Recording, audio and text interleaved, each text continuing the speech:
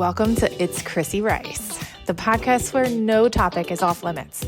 From wellness and spirituality to relationships, real life, healing, intuition, and all of the beautifully messy moments in between.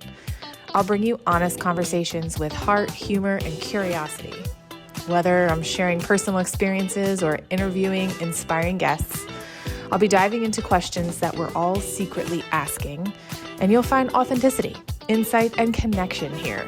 Pull up a chair, grab your favorite drink, and join the conversation, because nothing is too taboo when it's time to talk. Welcome to episode 9 of The Intuitive Agent. I am Chrissy Rice, your host of this podcast, and this is the third part to the 3-part series of House Numerology. So this is the last episode. So there's episode 7, episode 8, and episode 9. And in those 3 episodes, I talk about house numerology. So episode 1 has house numerology numbers 1, 2, 3. Episode 8 has 5, 6, and 7. And this is the last episode in that series. And we're going to talk about house numbers 7, 8, and 9. And if you're not familiar with numerology, I explained in episode 7 how to come to your house numerology number, and I will explain it one more time for you. So in case you're just listening to this, because this is your house number. So in order to find your house numerology number, you take your address and you add all the numbers up until you can come down to a single digit. If you have letters in your address, apartment numbers, you're going to link your letters up with a number from the alphabet. So A would be 1, B would be 2, C would be 3, and so on and so forth. You would add all those numbers up and you would get to one single digit. So for instance, if your house number was 236, 236, you would add 2 plus 3 plus 6, and you would get 2 plus 3 is 5. And then 6 is 11. And you would add 1 plus 1 equals 2. So that would be a house numerology number 2. And then there's all sorts of energetic qualities of these houses, how they prefer to be decorated, what kind of people are attracted to them, what kind of energetic journeys are they going to take people on while living in them. It's really fascinating. So let's start this episode out with episode house numerology number 7. This is one that I have not lived in yet. And out of all the house numerology numbers, I think house number 7 is one that I kind of want to experience in my lifetime. I'm not really quite sure if I ever will. I've never been energetically attracted to a 7 house. Like when I'm looking for houses, I've never come across one where it's like been an option between 2 houses. They've never been a house number 7. I don't know why. But house number 7s fascinate me, mainly because I'm very spiritual. And 7s are the spiritual home. 7 is the spiritual number.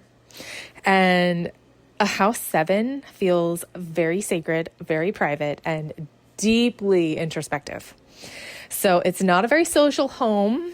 It's more of a thinking and a sensing and a spiritual place. It is not uncommon for a 7 home to be decorated in spiritual items, whether that be crosses, Buddhas, religious items, crystals, incense, essential oils, like all the things, all the mystical, spiritual things. And it doesn't have to be mystical. It can be religious. So it could be, I have seen a house I've gone into as an agent, and it was a 7 house. I was showing it to a buyer, and they had like this big, huge wall with this long, like really, really tall fireplace that went all the way up 2 stories, right?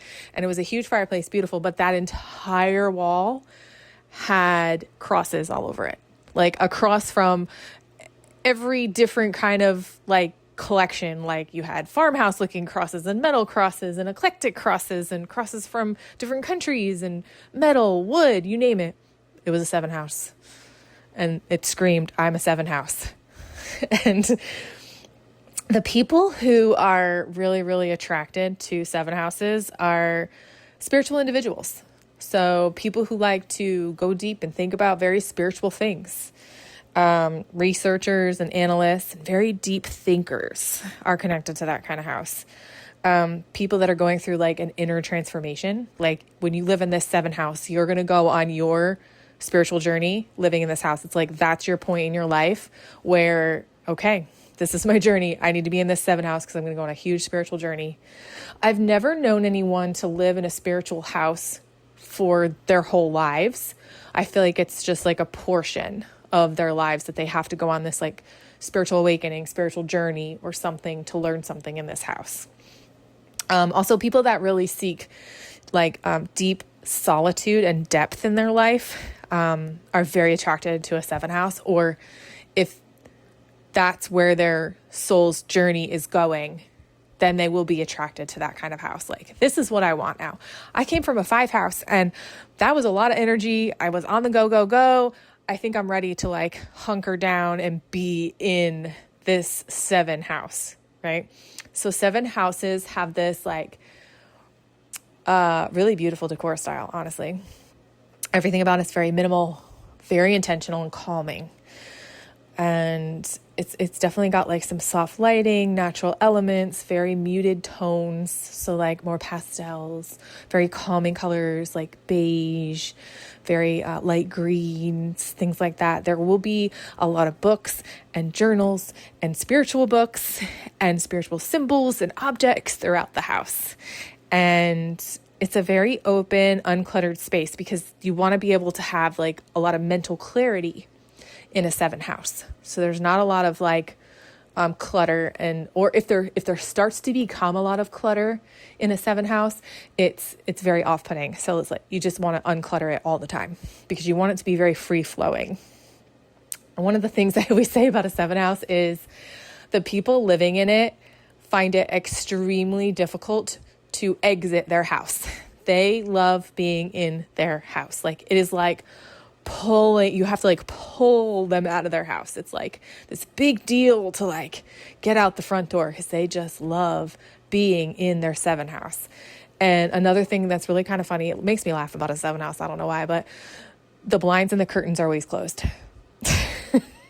It's like this 7th house wants to be like bright, light, and open. And everyone who lives in a 7th house is like, let's close the blinds again. Let's close the blinds. Nope.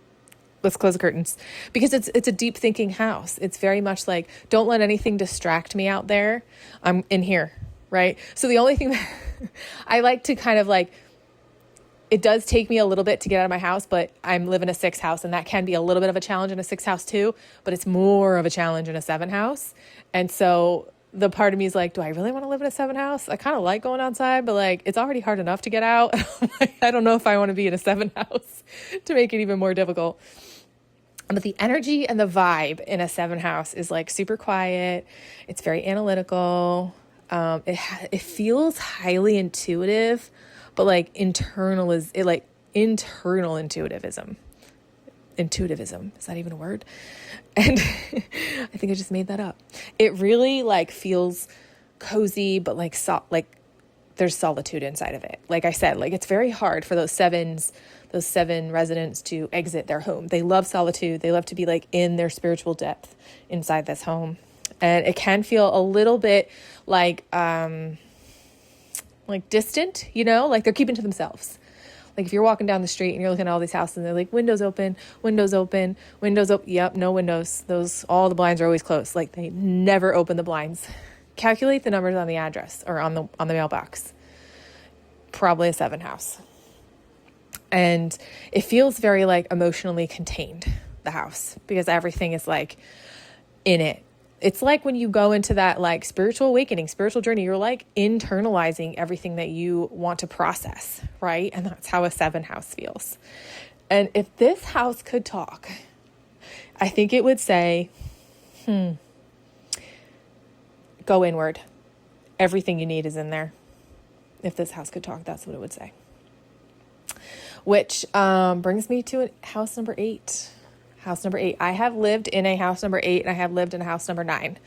So 8 and 9 are familiar to me.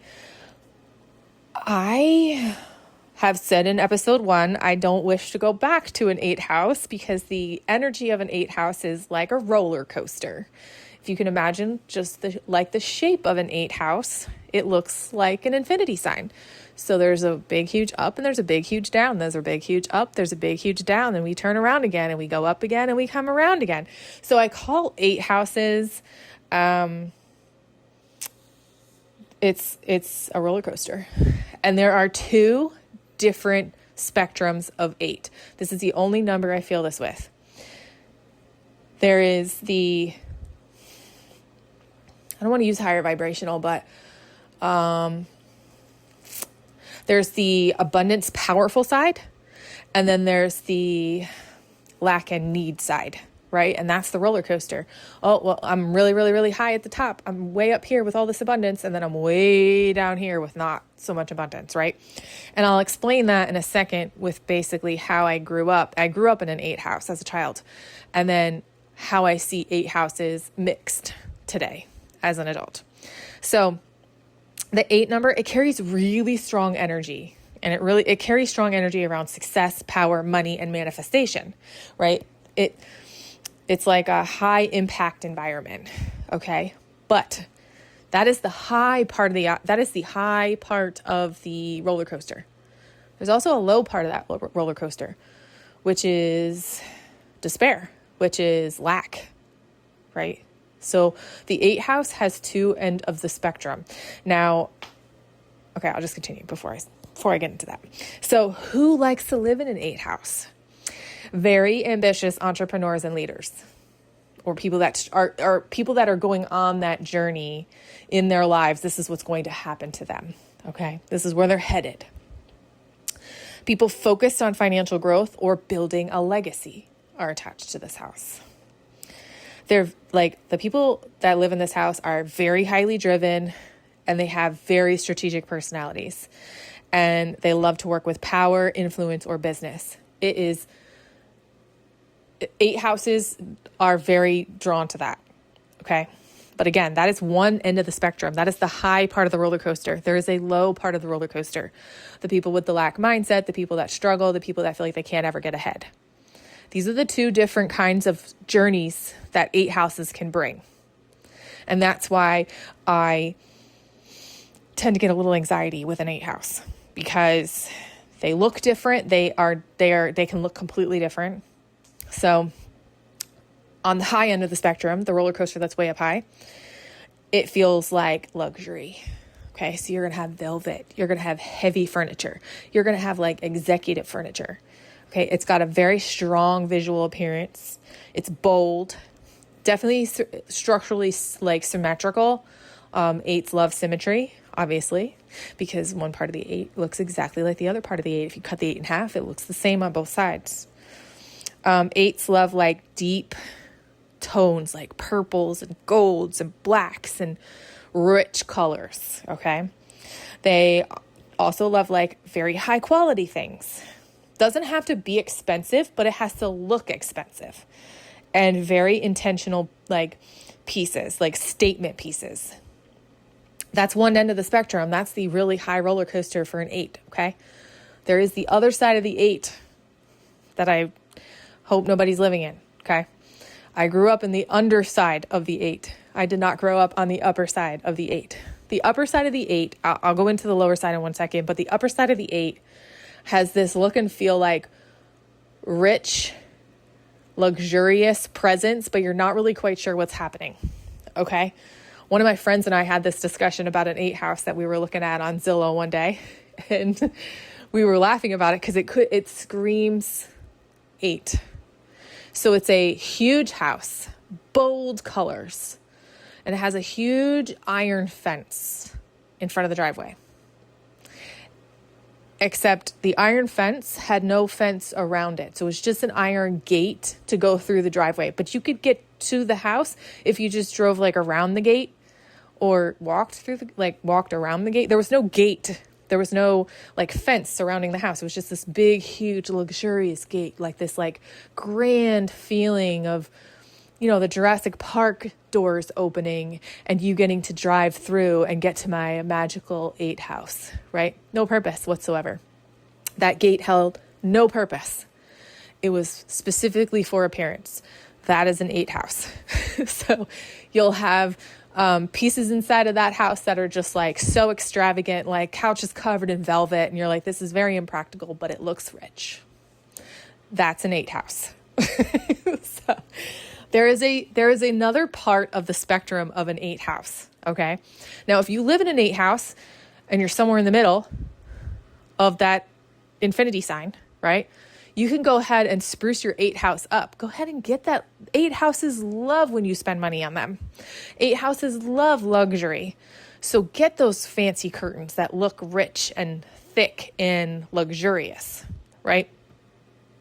Buy that amazing rug that's super thick and plush and just feels magnificent, right? Start to switch the energy of that 8 house so that you can shift up to the upper part of the 8. All right. Because your 8 house is going to love it. It's going to feel so amazing in it. There's a lower part of the 8, and that's the house that I grew up in. Okay. The lower part of the 8 is the struggling house, the despair, the lack thereof. The other end of the spectrum houses are ones that are always in disrepair, always in need of something. They're hard to keep up with. So there's always something breaking. There's always something that needs repair. There's always something that costs a lot of money. And 8 houses can be a little expensive, not in price point, but just that they require a lot of tender love and care, luxuriousness, right? Upkeep. So the house that I grew up in and money comes in and out of an 8 house, just like the infinity sign. So you'll find living in an 8 house, money comes in like bulk, but money goes out in bulk. Money comes in bulk and money goes out in bulk. It's not like trickling in. It's not consistency. It's very, what's the word? Tumultuous? Can't even say that word, but like, it's just crazy. Up and down, up and down, up and down. So that's kind of how that lower end of the spectrum. I grew up in a house that was always in need of something being repaired. I did not have flooring in my house for many, many years. We lived with plywood on our floors. It never kept up with the times. So it was in constant need of it was always like 10 years behind the trends. Eventually we went from our black fridge to our cream fridge, because remember when cream was in, just like stainless steel. And for years we had, black everything, and then cream came in and you're like, oh, that's cool. Let's get cream everything. And but that was 10 years after the cream phase. But, she caught up. So it's almost like you're always trying to hustle in the lower end of the spectrum 8 house. It's in constant need of something. And like I said, it's a money in, it's a money out thing. So it's energy in, it's an energy out thing. It's like big explosive energy. Okay. It's really, really quiet. Big explosive energy. Okay. It's really, really quiet. So there's just this back and forth in an 8 house that I tend to get anxiety with. So I like a little bit of a consistency, more calming environment, like a 7. But I know there's lots of you living in an 8 house. That's the journey that you're supposed to be on right now. That's what this house is going to teach you. That's what the experiences that you're supposed to be having right now. I lived in it for 20 years, so I know what it's like to live in an 8 house. The vibe of this house is very strong. It's very magnetic, and it can be very goal-oriented on the upper spectrum, or on the lower spectrum, it can have no goals. It can be very slow. It can be very weak and absolutely not magnetic. Like nobody's being drawn to it. So it loves to, the number 8 itself loves to amplify ambition and manifestation energy. But again, there's 2 ends of the spectrum with that 8. And it can feel, the 8 number house can feel a bit intense or pressure filled if you're misaligned in it. So the house can feel like it's giving you a lot of pressure. And that's just what the 8 number does. It's a pressure kind of number. It is a very good expansive number. So while you're living in an 8 house, your life will get expansive. If you flow with the infinity sign. Flow with the ups and downs of 8. You will become expansive. Don't force against it. All right. The more you force against it, it just doesn't feel expansive. It can feel like you're shrinking in it. And okay, if this house could talk, its quote would definitely be like, your energy creates outcomes, so use it wisely. And it does. So your energy creates what you want in this house. So do you visualize yourself up in that higher end of that spectrum, that high point of that 8? Or do you visualize yourself stuck in the crack of the 8, like the middle point in that lower end of the spectrum? Sometimes it feels like you can't get out, right? And an 8 house will definitely make it a little bit more difficult to get to that top or high end of the spectrum, but you can get there. And your 8 house will love if you decorate it and have that mindset and have that drive and have that motivation. That's exactly what it wants. That's exactly what it's trying to do for you. That's exactly what it's trying to create for you. So that takes me to house number 9. House number 9. I have lived in a house number 9 for 2 years. I lived in house number 9. Fun house. Very fun house. We had amazing times in that house, even though it was only for 2 years. I would do it again. I would live in a 9 house again. The 9 house, obviously, the 9 house is the number for completion. And I don't really look at it like that, but I always call it the humanitarian house. So when I see a 9 house, I'm like, this is the humanitarian house. I don't really necessarily call it a 9 house because when we lived in it, that was not a completion for us. That was like the start of something for us. That's when we ended up moving from South Carolina to Georgia. And that was our first house in Georgia. So I don't really call it a completion house, but some of you may. I love to call it the humanitarian house. And a 9 house has very emotional and like wise, but very globally connective energy. It can be, like I said, the completion number, it can have feelings of endings and compassion or to service of something bigger than self. So one of the ways that I look at a 9 house, and the reason I call it the humanitarian house, is because I find that a lot of people that like to travel internationally live in this house. International travelers visit this house. It has a lot of international vibes. People that are from international countries feel connected to this house. It's a house about doing for others almost, for a better cause. And that's how that's why I feel it's got a very big global connection to it. Who lives here? Who's connected to this? I'm not really quite sure what connected us to a 9 house, to be honest, but people that are like highly empathetic and like they're very humanitarian, right? And my husband is actually a life path 9, which I think is like a huge, that house was like a huge part of his journey or something, because he's a humanitarian, which is the life path 9 number. And this house felt very connective to him. So obviously there's multiple people in your household, so certain houses are going to connect better to others. People that are closing major life cycles will move into a 9 house. Artists, healers, and global thinkers will move into this house. And obviously that was where my part comes into that house. 9 houses healers are very attracted to 9 houses. This house really focuses on like service and healing and releasing and more about like helping others do that, right? So it's really a home for like the soul's evolution. It's like something has come full circle and something new, something may be ending or something new might be starting. And if you look at it like something new might be starting instead of the ending, because 9 is that ending number, then it makes a lot of sense moving from South Carolina to Georgia, being our first home in Georgia. It was like a new beginning, ending happening at the same time, kinda. So that's how I look at it. So a 9 house is kind of eclectic, but it's globally inspired, the way it likes to be decorated. It's like vintage, like really meaningful, and like things that are collected over time, mostly from international places that people either gift them or they find themselves when they travel. So like travel pieces, like art, spiritual symbols from like different places that they've been, and like earthy, like warm cultural colors is what this house really loves. It feels very like emotional. It's like deeply personal and very emotional for people. So that's why they like to put all this stuff out that like brings back all those memories of those places that they traveled, or those things that they did, or the family that they raised, and the memories that they had in this place, and all the people that visited them, and the parties they had. So it collects a lot of energy.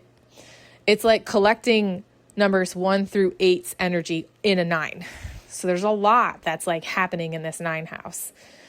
It's got like this energy and like vibe of like very expansive but reflective energy. It's like I said, like, let's think about all the things that we've done in this house and this life and just all the things. I think we bought our house from, I can't remember the owners, but I think that their kids were graduating and that would be a completion for them. And they had all those memories of living in that house for all those years. And then we ended up moving in there. It brings like a lot of closure and healing and like a release of cycles for that 9. Because it's like, here we are, we're at the end, number 9. It can feel a little bit heavy and nostalgic. So like when you're in it, you're like, I can feel like all these memories and all these emotions from all these things that they did in this house. Like there's a lot of energy in here. You know, if they start to reminisce, if the homeowners start to reminisce on the things in the house, it can feel a little bit heavy. So this would be one of those good houses if you have like a house number 9 for a listing, to really lighten the load here and get rid of a lot of their nostalgic items, because you don't want people to feel really heavy in this house. You want them to pick up on that 9 energy of like humanitarianism, but you don't want them to pick up on the memories of the people that live there, sad, good, bad, ugly, whatever they are. You just don't. You want it to be a neutral ground for them. So this number also encourages like a lot of forgiveness and letting go. So 9 is like, let it go. That's what the slogan of the number 9 is, let it go. And if this house could talk, it would say, just release it. Just release what was, so that something good can come in its place. That's what the 9 house says. So you might be wanting to like be attracted to a 9 house because you've been down the road and back, and you're ready to let all that go. Start fresh, start new. And that's basically what we did when we moved from South Carolina to Georgia, which was we let South Carolina and all the memories and all the things that happened in there for 10 years. And we moved over to Georgia and we started new. We had to release what was. It was hard, but we had to release what was. And that 9 house, that humanitarian house, really, really helps you do that. So if you're if you're looking around for a new house, start looking at some 9s. I would suggest not, like if you're like, oh, that house is ugly, I don't want to even see it. Just go see it if it's even on your list, if it's a different number than what you've ever experienced before. So if you're house hunting and you've lived in, house 1, 2, 3, 4, and you know what those feel like, go experience what 5, 6, 7, 8, 9 feel like. Just walk through them. You can feel it. You can see it. The house is going to like be its number when you're in it. So if you're in the works for a new house, go experience what those houses feel, what those houses have to offer you. And then you'll start to get to know the number that you're really attracted to. Like I'll be looking at houses now because we'll be empty nesters in a year.